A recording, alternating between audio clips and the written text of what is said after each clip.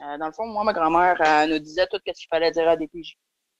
Il faut dire ça, ça, ça, parce que si on dit pas ça, puis si on déraille, ben quand on allait revenir, on allait être en punition. Puis notre punition, ben on le savait très bien c'était quoi. Souvent, c'était des heures et des heures pendant la nuit, avec deux dictionnaires des mains placés en croix dans une place.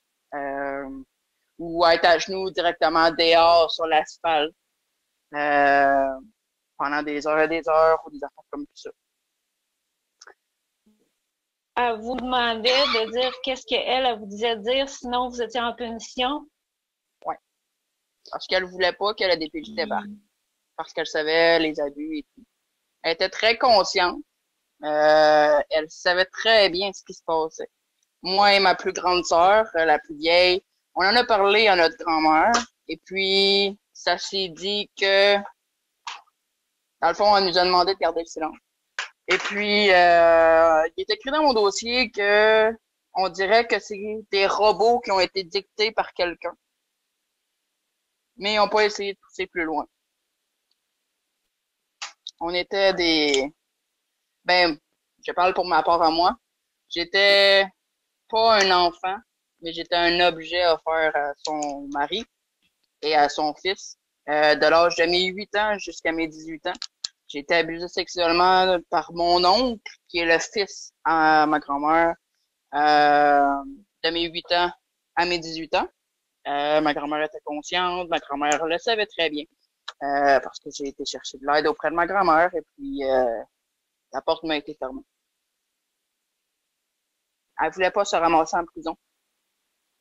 J'ai eu 18 ans, j'ai quitté Los Angeles, et puis j'ai reçu un message de sa part en me disant